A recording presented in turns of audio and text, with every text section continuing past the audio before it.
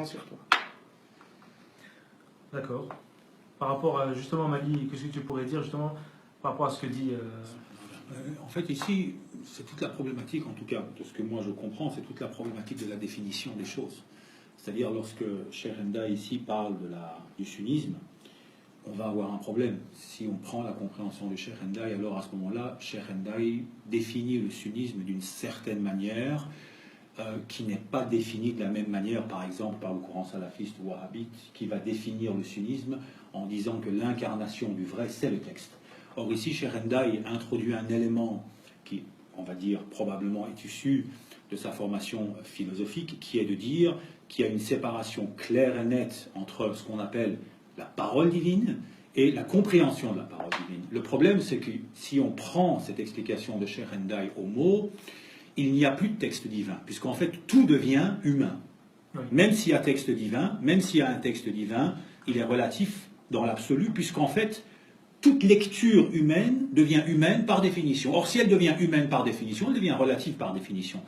Et là, à l'intérieur même du sunnisme, il faut quand même noter qu'il y a des divergences par rapport à cela. Par exemple, certains courants dans le sunnisme réfutent cette compréhension où en fait on sépare la compréhension humaine et le texte, puisque pour eux, le texte est l'incarnation de la vérité. Donc lire le texte, c'est lire la vérité. Donc le fait que le cheikh ici scinde les deux, moi, me fait beaucoup plaisir, puisque elle ouvre un pan entier de possibilités de pouvoir éventuellement avancer dans certaines directions qui sont liées à des réformes, qui ne sont pas possibles à partir du moment où on prend en considération le fait que le texte en tant que tel est l'incarnation de la vérité et qu'on ne fait plus de séparation entre l'esprit humain qui lit le texte et le texte. Et c'est toute la problématique, on va dire, de la définition de ce qu'on appelle sunnisme. Puisque pour moi, la définition de Cheikh Enda, ce n'est pas le sunnisme orthodoxe, par exemple, de type salafiste. Ce n'est pas en tout cas le cas. Même les frères musulmans, en grande partie, ne disent pas nécessairement ce que dit Cheikh Enda ici. Enfin, je fais quand même une petite, remarque. Oui, ce que j'ai dit, je confirme ce que vous dites. Ce n'est pas la vision wahhabite ni la vision salafiste. Parce que wahhabisme et salafisme sont nés quand ? Sont récents. Moi, je parle de la vision sunnite globale, depuis l'aube des temps. Donc, qui est une vision qui a été enseignée à l'Azhar, qui a été enseignée à Durban, qui a été enseignée à Al-Qarawil. Ça, c'est l'ancienne vision qui est connue, qui est la vision, si vous voulez, des grands courants de théologie, comme les Maturidites, comme les Ash'arites, hein, qui sont connus dans la pensée musulmane. Et voilà, moi je parle de ce courant-là. Oui, mais nous savons que le salafisme et le wahhabisme, ce sont des visions littéralistes. Le texte prime surtout. Hein. Ça, c'est pas le cas. Mais il y a quand même dans l'histoire même de l'islam, le courant, on va dire l'école d'Ahmad ibn Hanbal, ou l'école hanbalite en tant que telle, qui partait du postulat que le texte en tant que tel, dans son apparence exotérique, ça c'est un courant. C'est un courant, oui, on ne peut pas l'exclure. Oui, c'est pour ça. Non, je ne l'ai pas exclu. Je dis, le prophète sallallahu alayhi wa sallam, il a accepté les deux courants. C'est-à-dire, le courant littéraliste, je le respecte. Même si moi, je n'y adhère pas, mais je le respecte. Ça fait partie de l'islam. Rappelez-vous, lorsque le prophète sallallahu alayhi wa sallam, lorsqu'il a dit aux compagnons, la yusalliyanna ahadun minkum al-asra illa fi Bani Qurayza, que personne d'entre vous ne prie l'asr que lorsqu'il se trouve à Bani Qurayza. Les deux groupes se sont scindés, je veux dire le groupe s'est scindé en deux, et puis certains ont prié à l'heure et d'autres ils ont reporté, ils ont prié tard. Et puis, tous les deux groupes se retrouvent devant le prophète sallallahu alayhi wa sallam. Il n'a pas dit qu'il y avait un groupe qui avait tort. Oui. Ça veut dire qu'il y a un groupe qui s'est basé sur cette vision littéraliste. Ça veut dire que le prophète, il a dit ça. Nous, on applique le texte tel qu'il l'a dit. Voilà. Et d'autres, ils ont dit, on essaie de comprendre. On essaie de comprendre. On va aller plus loin.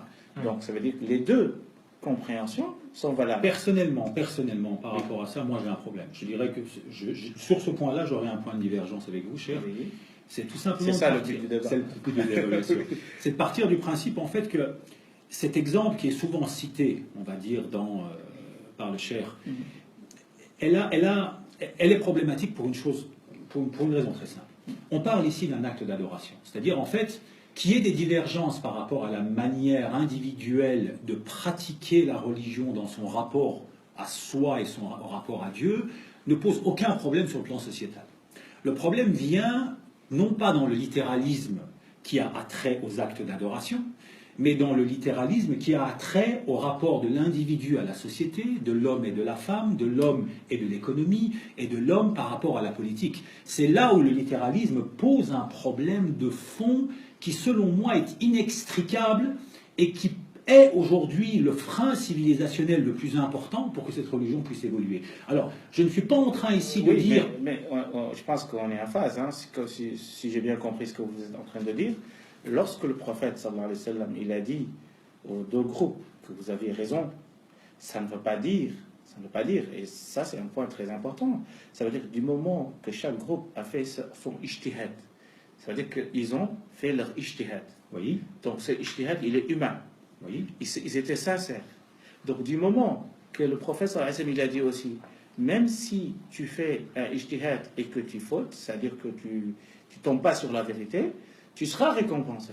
Oui, cher. Vous comprenez? Tout à fait. Et là, on est dans l'erreur. Attention, cher. Oui. Ici, même les Khawarij qui étaient un courant de l'islam, on peut les exclure de l'orthodoxie, mais c'était un courant de l'islam, qui ont précédé les Wahhabites.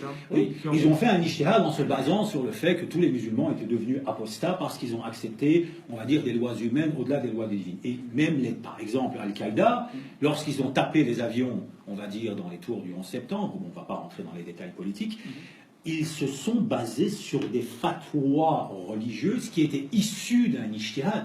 Le GIA, lorsqu'il a commis les atrocités, on a encore toutes les fatwas de ces gens-là. Et Daesh, aujourd'hui encore, se base sur des fatwas. Donc tout le problème de l'idée de respecter tout va entraîner l'idée, mais à partir de quel moment un ijtihad ou une opinion ou une interprétation sort du cadre de la respectabilité. Et c'est là où on a un problème, et c'est là où on doit mettre le doigt. Oui, mais c'est ça. C'est pour ça que quand on a évoqué, je ne sais pas si c'était tout à l'heure, avant le débat, on a parlé des maqasid. On a parlé de al-masalih, al-mursala, comme on le trouve chez les malikites. Donc l'intérêt général. Ou l'intérêt général. Donc tout cela, ça fait partie de la jurisprudence islamique. Ça veut dire quoi? Ça veut dire qu'il y a une compréhension du texte qui est littérale. Cette compréhension-là, est-ce qu'elle est applicable? La compréhension et l'applicabilité de cette compréhension, c'est deux choses différentes. Oui, mais eux vous diront qu'en fait, ce n'est pas à eux de s'adapter à la réalité, mais à la réalité à s'adapter à l'islam. Donc, par exemple, ils vont appliquer le texte et s'en fichent des conséquences. Mais le prophète, sallallahu alayhi wa sallam, il n'a pas expliqué tout le Coran. Ça, on est tous d'accord là-dessus. Il y a Ibn Taymiyyah et je pense 2 ou 3 savants qui disent que le prophète, il a expliqué tout le Coran.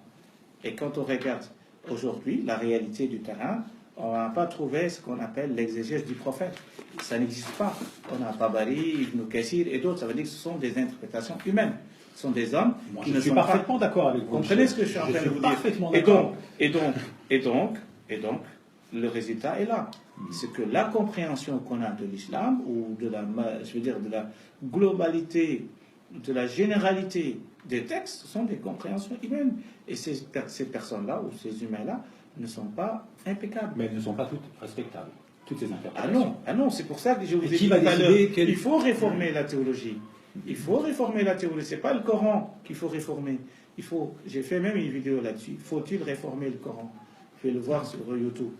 Donc, est-ce que c'est le Coran qu'il faut réformer ou bien la compréhension des hommes? Parce que nous, aujourd'hui, notre problème majeur, c'est quoi? C'est qu'on a sacralisé la compréhension des hommes, qui ne sont pas infaillibles. Et c'est ça notre problème aujourd'hui. Le Coran doit être encore réinterprété aujourd'hui, selon notre contexte, avec un œil nouveau. Je veux dire, avec Mais c'est quoi cet œil nouveau? Parce que souvent, on le dit souvent, c'est un effet d'annonce. J'ai l'impression que c'est un effet d'annonce. C'est très beau de le dire, oui. Mais ça fait quand même pas mal de temps maintenant que cette proposition elle est lettre morte. Oui, mais donc moi je me pose la question des outils. Vous savez, Abu Hanifa, oui. Il est mort en 150 de l'Hégire. Oui. Qu'est-ce qu'il nous disait par rapport aux autres écoles? Il nous disait on n'adore pas Dieu avec les mots. On n'adore pas Dieu avec les mots. On adore Dieu par une compréhension. Ça veut dire quoi? Ça veut dire que pour Abu Hanifa, pour commencer la prière, tu peux ne pas dire Allahu Akbar. Tu peux dire Allahu A'la. Dieu est sublime. Du moment que ça va dans le même sens de la compréhension, parce que le Coran en tant que tel, les hadiths en tant que tels, ne sont pas applicables dans leur, disons, dans leur sens littéral. Et c'est ça qui est important, c'est cette fenêtre qu'Abu Hanifa a ouverte et qui nous Mais laisse... à l'époque d'Abu Hanifa, les textes n'étaient pas encore répandus.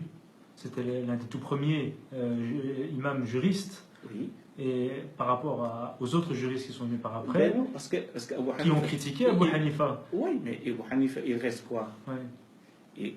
Comme c'est un choix que vous faites dans le patrimoine. Non, mais oui, mais c'est ce qu'il faut faire. Aujourd'hui, on a tout un patrimoine. Ouais. Et comment échapper à l'idéologie? On va voir. Comment échapper à cette idéologie, justement, cher? Oui, mais parce que là, vous faites un choix... si on regarde ceux qui suivent Abu Hanifa, c'est la majorité de la Oumma. C'est toute l'Asie. Plus de musulmans qui suivent Abu Hanifa, qui suivent Malik et Shafi'i et d'autres. Oui, de manière inconsciente peut-être, mais ce n'est pas un argument. Je veux dire, dans la méthodologie... Non, pour vous dire que cette vision-là, elle est encore valable jusqu'à aujourd'hui. Elle est applicable. Elle est appliquée même. Et pourquoi nous, qui sommes, surtout, moi je le dis souvent, nous sommes en Occident, on vit dans un contexte qui ressemble plus au contexte d'Abu Hanifa. Oui. Pourquoi moi je suis venu du Maroc, je dois conserver mon malikisme ici? Pourquoi je ne peux pas faire quelques, je veux dire, modifications, hein? Donc pour vous, c'est une question d'école, tout simplement. Oui, c'est reprendre... L'école, c'est quoi? Oui. L'école, c'est pas sacré. L'école, c'est une vision. Ça veut non, c'est-à-dire on peut la changer. Ah oui, effectivement. Oui, mais... Effectivement. Vous savez, à l'époque de Imam al-Tabari, qui est mort en 310, il y avait 34 écoles juridiques. 34 écoles juridiques. Aujourd'hui, on se trouve donc devant 4 écoles juridiques. Même pas. Hein? Même plus, en fait. Oui. On en parle même ça veut plus. dire quoi? Ça veut dire tellement qu'on a obligé les gens. Voilà, il faut avoir un avis unique, il faut consensus. Finalement, on exclut tous les autres. Oui. Et nous, on n'essaie pas de faire un ijtihad. En fait, on vit avec la vie des morts. Et c'est ça le problème aujourd'hui. On vit en islam des gens qui sont déjà morts. Mm-hmm. Et on les ressuscite tous les jours pour vivre notre islam aujourd'hui. Alors, Saïd,